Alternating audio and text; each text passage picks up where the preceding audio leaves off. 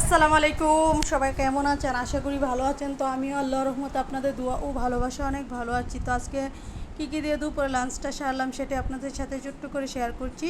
তো আজকে কী রান্না করলাম সেটাই দেখাচ্ছি। তো গ্রাম থেকে আমার মা একটা দেশি হাঁস নিয়ে আসছিলো।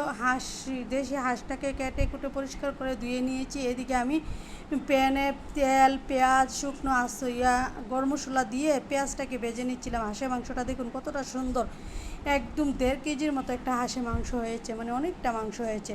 তো সব ধরনের মশলা দিয়ে মশলাটাকে কষিয়ে হাঁসের মাংসটাকে দিয়ে দিচ্ছি। তো দিয়ে হাঁসের মাংসটাকে দিয়ে নেড়ে চেড়ে এখন আমি ভালোভাবে একদম কালো কালো করে কষিয়ে নেব।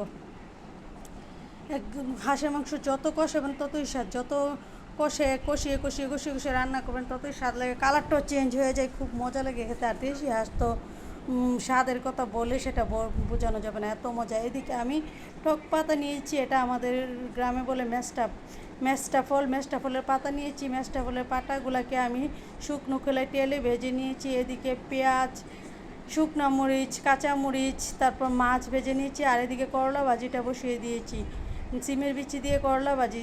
আর সব কিছু রান্না শেষ, মানে অল্প অল্প করে একটু একটু স্লিপ নিয়েছি আর কি। তো এদিকে কাঁচামরিচ ভাত নিয়েছি, নিয়ে টক পাতার ভর্তাটা দিয়ে প্রথমে খুব মজা করে খেয়ে নিচ্ছিলাম। টক পাতার ভর্তাটা এত মজা হয়েছে, 2টা রুই মাছের পিস দিয়ে টক পাতার ভর্তাটা বানিয়েছি, ভাজিয়ে মাছটা ভেজে। তো টক পাতার ভর্তা দিয়ে খুব মজা করে খেয়ে নিচ্ছিলাম, একদম কাঁচামরিচ শুকনো মরিচ দিয়ে বানিয়েছিলাম। তো এগুলো ভিডিও, টক পাতার ভিডিও ভর্তা দেখানো হয়েছে ভিডিওতে আগেও।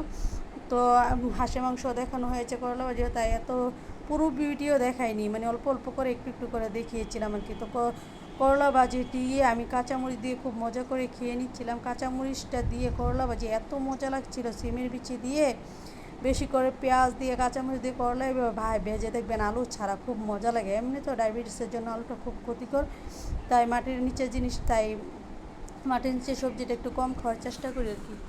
তো করলা ভাজিটা দিয়ে খেয়ে এখন আমি নিয়ে নিলাম হাঁসের মাংস, বেশ অনেকটা মাংস নিয়ে নিলাম। হাঁসের মাংস নিয়েছি, আর দেখুন হাঁসের মাংসের চামড়াটা এত মোটা ছিল, আর চর্বিওলা। এদিকে লেবু নিয়েছি, মাখা সালাদ নিয়েছি, নিয়ে হাঁসের মাংসটা একদম সফট আর ঝাল ঝাল হাঁসের মাংসটা বোনা করেছিলাম, এত মজা হয়েছে হাঁসের মাংসটা।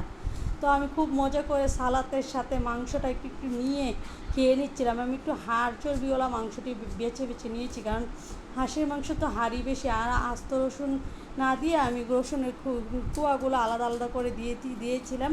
তো এগুলো দিয়ে রসুনটা ডলে আর সালাদ নিয়ে হাঁসের মাংস দিয়ে বাইট নিচ্ছিলাম, এত মজা হয়েছে, মানে বলে বোঝার মতো না, এত মজা লেগেছে। তো সালাদ দিয়ে আমি খুব মজা করে হাঁসের মাংসটা দিয়েও খেয়ে নিচ্ছিলাম।